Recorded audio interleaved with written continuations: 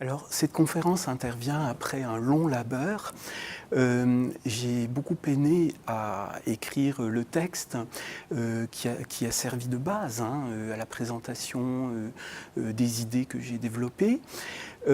L'impression d'être un bœuf labourant un champ pour nourrir mes maîtres, avec en arrière-plan, vous savez, comme dans l'Angélus de Millet, en arrière-plan, un fond lumineux où fusent des slogans: qualité de vie au travail, efficacité, performance, et en me sentant complètement démuni par rapport à cela. Au moment de la conférence, je me suis trouvé face à la nécessité de m'en tenir à quelques idées.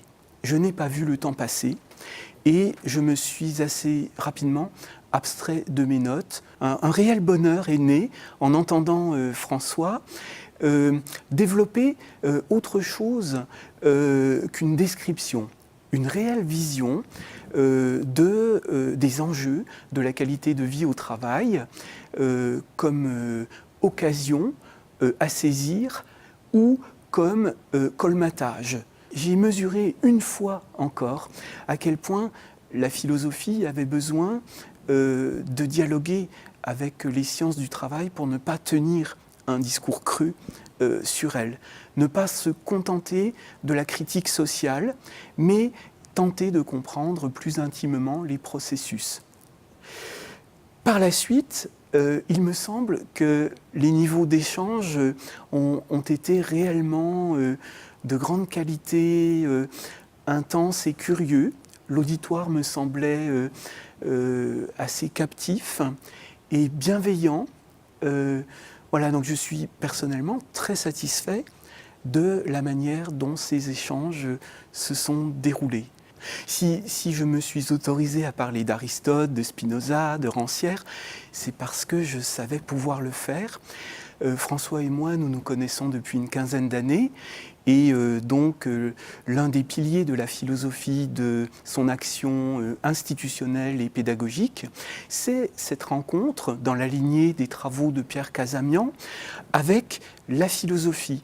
Une philosophie qui s'oriente du côté de ce que les phénoménologues comme Michel Henry appelleraient l'incarnation, la corpropriation du monde, ou ce que d'autres philosophes appelleraient un infini réapproprié simplement, et non pas un rapport à l'indéfini, qui est un rapport à l'illimité avec toutes les catastrophes subjectives que cela peut générer. Ce que montre très bien Jean-Luc Nancy dans Vérité de la démocratie. Je ne veux pas associer, cela dit, deux plans d'interprétation philosophique du monde, mais plusieurs philosophes se posent les mêmes questions. Et François est ouvert à cela. Et je souhaiterais personnellement qu'à l'avenir, ce dialogue persiste. Et là, nous étions en public, mais j'ai souvenir de nombreuses séances de travail en binôme où, en notant ce que me disait François sur son expérience de l'activité, eh bien, des idées nouvelles surgissaient et surtout, en me mettant au pied du mur, de défauts face à des défauts de conceptualisation.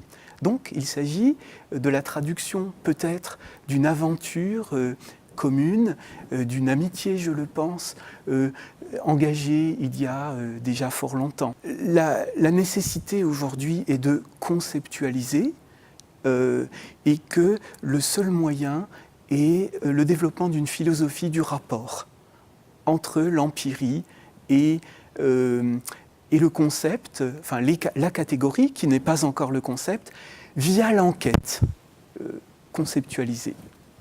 Une urgence pour notre époque.